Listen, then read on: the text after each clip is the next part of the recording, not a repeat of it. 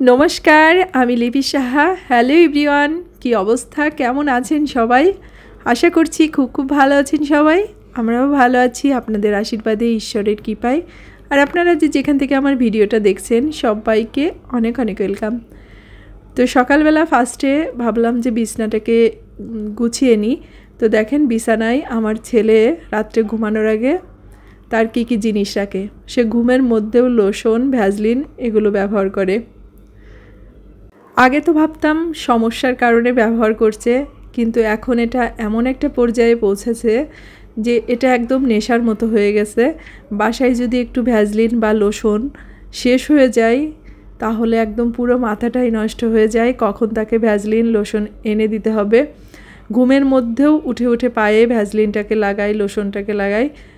তো এটা নিয়ে খুবই প্রবলেমে আছি। আসলে এই অভ্যাসটা যে কিভাবে দূর করব।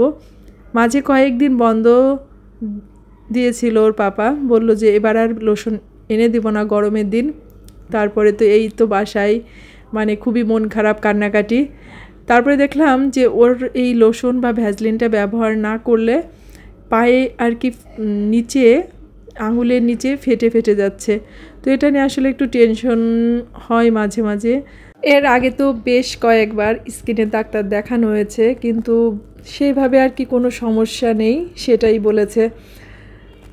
তো আসলে সারা বছর এই ধরনের প্রোডাক্টগুলো আমার কাছে মনে হয় যে ব্যবহারটা করা উচিত না, কারণ এই প্রোডাক্টগুলো থেকে যতটা দূরে রাখা যায় বা থাকা যায়, কিন্তু আসলে কোনো উপায় নেই।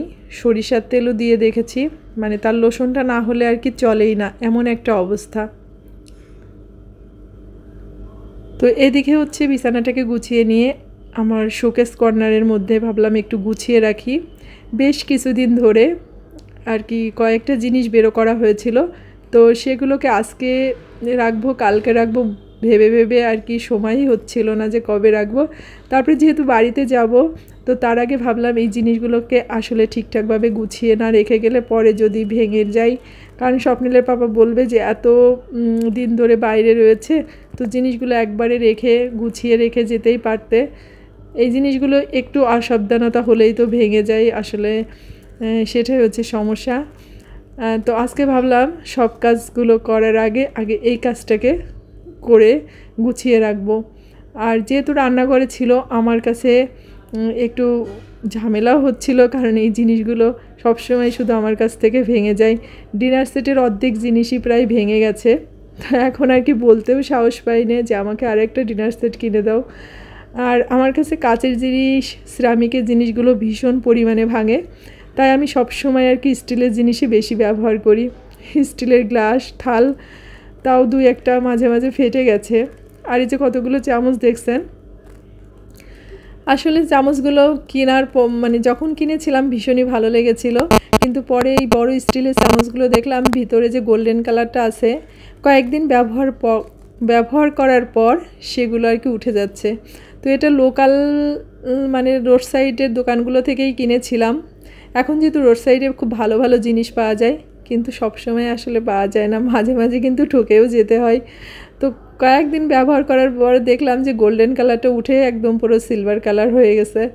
তো সে কারণে বাকি চামচগুলো আর ব্যবহার করছি না, যে এটা এইভাবেই থাক, এইভাবে দেখতেই বেশি সুন্দর লাগে। তো ওইভাবেই আর কি রেখে দিয়েছি। তো শোকেসের মধ্যে জিনিসগুলো রাখতে এসে দেখি এত পরিমাণে ধুলা জমে গেছে, পরে সব জিনিসগুলোকে আস্তে আস্তে বেরো করে একটু ভালো করে মুছে রেখে দিলাম। যেহেতু অল্প কয়েকদিন সময় আছে হাতে, তাই ভাবছি যে টুকিটাকি সংসারের যে কাজগুলো গোছানোর আছে আস্তে আস্তে আর কি গুছিয়ে নিই, পরে আর কি ঝামেলাটা হবে না, তাড়াহুড়ো করতে হবে না। আর এই তাকটাতে স্বপ্নিলের স্কুল থেকে পাওয়া কিছু সার্টিফিকেট আর গিফট আছে, তো সেগুলোকে সে রেখে দিয়েছে সবচেয়ে উপরের জায়গায়। আর পুরো শোকেসটাকেই গুছিয়ে নিয়েছি। এখন দুপুরে রান্নাবাড়াটা করব। আজকে যেহেতু নিরামিষ ছিল, তাই হচ্ছে ঝামেলাটা হয়নি। সকালবেলায় সব কিছু রেডি করে রেখেছিলাম, তো ডালটাকেও ফুটিয়ে রেখেছিলাম, এদিকে আলু বেগুনটাকে ভেজে নিলাম, আর একটু টক ডাল রান্না করেছি। যেহেতু একটু গরম ভাব পড়ে গেছে, মানে এর মধ্যে একটু টক খেতে ভালোই লাগে, তো টক ডাল রান্না করেছি আর যা যা রান্না করেছি আপনাদেরকে একটু দেখিয়ে দিই। তো আজকের ভিডিওটা এ পর্যন্তই। সবাই ভালো থাকবেন, সুস্থ থাকবেন আর অবশ্যই সাবধানে থাকবেন। ভিডিওটা যদি কোথাও এতটুকু ভালো লাগে লাইক কমেন্ট শেয়ার করবেন। ভালো থাকবেন সবাই।